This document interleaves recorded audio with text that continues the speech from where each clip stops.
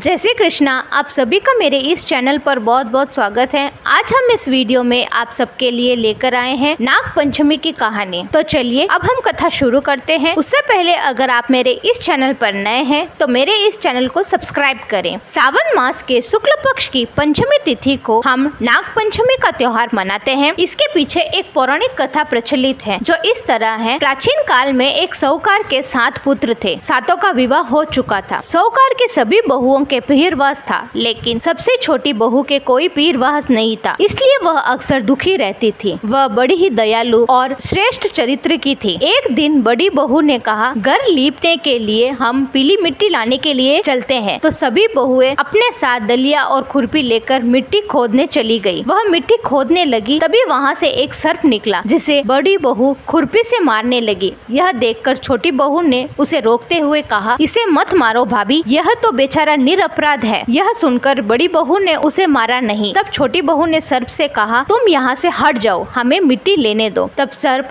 एक तरफ जाकर बैठ गया। तब छोटी बहू ने उससे कहा, मैं अभी लौट कर आती हूँ, तुम यहाँ से जाना मत। यह कहकर वह मिट्टी लेकर घर चली गई और अपने घर के कामकाज में लग गई। घर के कामकाज में फंसकर वह सर्प से किया हुआ वादा भूल गई। जब वह अपना काम पूरा कर बैठी तब उसे सर्प से किया हुआ वादा याद आया। मैं घर के कामकाज में तुमसे किया हुआ वादा भूल गई। तब सर्प ने कहा कि वैसे तो मैं तुम्हें डसने वाला था, लेकिन अब मैं तुम्हें नहीं डसूंगा, क्योंकि तुमने मुझे भैया कहा है। आज से मैं तुम्हारा भाई हुआ और तुम मेरी धर्म की बहन हुई। तुम्हें जो चाहिए वह मांग लो। तब छोटी बहू बोली, मुझे कुछ नहीं चाहिए, आप मेरे भाई बन गए, मेरे लिए यही बहुत है। कुछ दिन व्यतीत हुए और सावन का महीना आया। सभी बहुओं के पीहर से मिठाइयाँ, घेवर आदि आए, लेकिन छोटी बहू के घर से कुछ नहीं आया। तब छोटी बहू दुखी हुई, मन ही मन रोने लगी। तब सर्प वहाँ मनुष्य रूप धारण कर आया और बोला और साहूकार से बोला, मेरी बहन को मेरे साथ भेजिए, मैं इसे कुछ दिनों के लिए मायके ले जाने आया हूँ। तब सबने कहा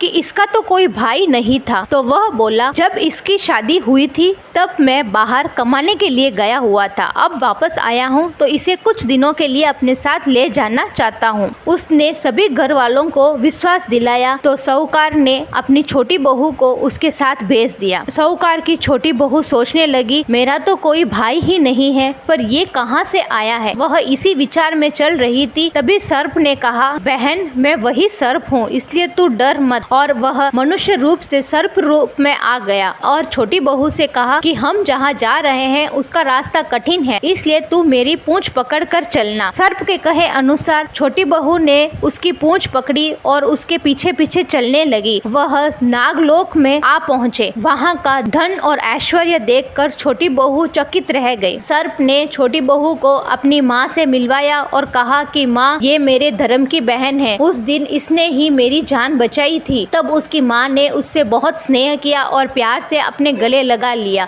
वह कुछ दिन वहाँ पर आराम से रहने लगी। नागलोक में शेष नाग के बहुत सारे छोटे छोटे बच्चे थे, जिसे सर्प की माता रोज दूध गर्म कर ठंडा कर पिलाती थी। एक दिन सर्प की माता ने छोटी बहू से कहा, मैं एक काम से बाहर जा रही हूँ, तू अपने छोटे भाइयों को ठंडा करके दूध पिला देना। उसने हाँ कह दी और वह दूध गर्म कर ठंडा करने लगी। उसने जल्दबाजी में सबको बुला दिया। सबने जैसे ही दूध पिया तो सभी सर्पों का मुंह जल गया और किसी की मूंछें जल गई। यह देखकर वह सभी सर्प बहुत क्रोधित हुए और छोटी बहू को डसने के लिए आए। उस समय सर्प की माता वहाँ पर आ गई और उसने सभी सर्पों को समझाया। तब सभी सर्प मान गए। कुछ दिन बीते, तब एक दिन सर्प ने कहा कि अब हमें बहन को वापस अपने घर छोड़कर आ जाना चाहिए। तब सर्प की माता ने उसे खूब सारे सोने चांदी के जेवर दिए। सर्प ने उस छोटी बहू को एक हीरे मणियों का हार भी दिया जो बहुत ही अद्भुत था। वह वापस अपने घर को आई। देरानियां जेठानियां सब उसे देखकर कहने लगी कि इसके तो कोई पीरवास ही नहीं था और आज इतना सारा धन लेकर आई है, और उसके हीरे मणि के हार से ईर्ष्या करने लगी। उस हीरे मणि के अद्भुत हार की प्रशंसा चारों ओर फैलने लगी। तब उस देश की रानी ने भी उस हीरे के बारे में सुना तो वह अपने राजा से बोली, मुझे वह हार अभी चाहिए। तब